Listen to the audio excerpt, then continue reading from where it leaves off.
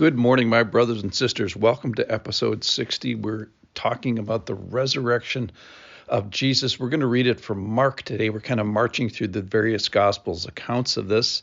So let me read and then we'll talk about it. The resurrection, Mark chapter 16, verse 1. When the Sabbath was past, Mary Magdalene and Mary the mother of James and Salome bought spices so that they might go and anoint him. And very early on the first day of the week, when the sun had risen, they went to the tomb. And they were saying to one another, "Who will roll away the stone for us from the entrance of the tomb?" And looking up, they saw that the stone had been rolled back.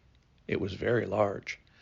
And entering the tomb, they saw a young man sitting on the right side, dressed in a white robe, and they were alarmed. And he said to them, "Do not be alarmed. You seek Jesus of Nazareth, who was crucified. He is risen. He is not here. See the place where they had laid him. But go, tell his disciples and Peter that he is going before you to Galilee. There you will see him, just as he told you." So remember yesterday, we talked about the knuckleheads of the resurrection, and it was the disjointed, desperate, chaotic, forgetful, untrusting, disbelieving, fearful, maybe even lazy and certainly surprising account in my read.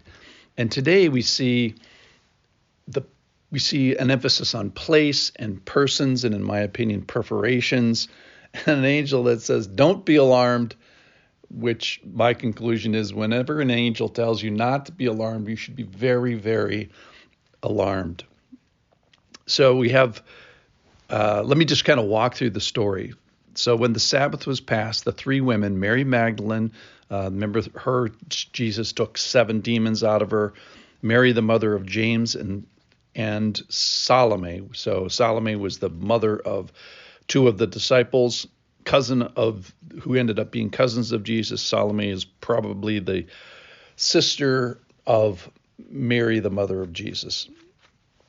So we have 3 women at least mentioned here, and it talks about the timing and their intent. So we find out what their intent was, and we actually find out words that come out of their mouth.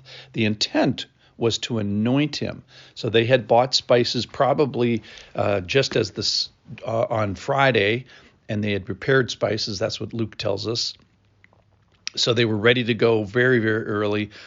And then it tells us when they went. So very early on Sunday, the first day of the week, when the sun had risen, they went to the tomb. So very, very early.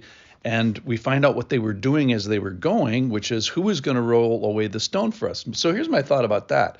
What about the 10 men, the big, strong fishermen, 11 big, strong fishermen that they were traveling with from Galilee, and they knew where they were because they go and announce Jesus' resurrection in a few minutes. So how about one of those guys, or 3 of them, or 9 of them? And so you'd think they would have probably asked, and they said, "No, I'm not going with you. I'm not getting up early. Sorry, I couldn't hear what you said." I'm going to continue to mourn and weep and not believe." So the disciples kind of end up short here in a really bad way. All right, but they find that the stones rolled away. Their problem has been solved, and we also find out how big the stone was, which was large. And then this is the angel part here. Entering the tomb, they saw a young man sitting at the right side, dressed in white robe. They were alarmed. We find out from other Gospels there was actually 2 of them, but one angel's enough. We find it's a male, as all angels are, that he's perceived as young, even though he's not young. He's been around since a super long time. And we find that they were alarmed before he even spoke, and that makes sense. A creature from another dimension, another time, and it's almost a joke. Don't be alarmed, really? I'm sitting here with an angel. This is my first angel, and then what he says is he is risen. He is not here, and then he says eventually, just as he said. just as he told you, because in the Gospel of Mark alone, Jesus said, I'm going to rise. He says that like 5 times, excuse me. So it's not news to them that Jesus said he was going to rise. The problem is nobody believed it. They came here expecting to find a body that was going to need to be anointed, probably touched with ointments. Why is that? Because he was all beat up. He was beat to smithereens, and they didn't want to leave him like that. So they come faithlessly in a sense, faithfully in that they were taking care of him, but faithlessly as far as the resurrection goes. And here's the thing that struck me today, which almost isn't even in the passage. The angel says, he's not here. Do you want to see the spot? Here, see the place where he is risen. So he's risen, he's not here, and see the place, which means that Jesus took his crucified body, turned it into a resurrection body, and left the place. And here's my spiritual thought, kind of a conjecture kind of a thing, that when we meet him, Jesus is going to have a body. Secondly, when we meet him, he's going to have a body that has holes in it, hands, feet, and side. And then here's my question. Will there be any one of us that when we meet Jesus, and after we get up from falling down on our faces and getting that out of the way and relying on him and glorifying him, and after the dust settles a little bit, will there be any single one of us in heaven that doesn't see Jesus' hands and feet and holes and wants, don't we all want to stick our hands in his hands? Don't we all want to stick our fingers in the holes in his feet? Maybe the one in his side? Isn't Jesus going to be day after day in heaven having people like Thomas?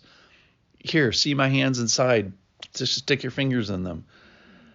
So, I don't know. That's my thought today, is that we're all going to want to see that and do that. So I just think it's hilarious. The angel says, don't be alarmed. And we find they're alarmed in every way. They flee, they tremble, they're astonished, they're seized with fear. And in a sense, at least for a while, they disobey the angel and they don't tell anybody. We find out through other gospels that they do eventually tell. So I think there's less chaos in this particular account in Mark, but there's more terror. So Jesus is risen, and we find the place, the persons, and the perforations today. Thank you for listening. See you tomorrow.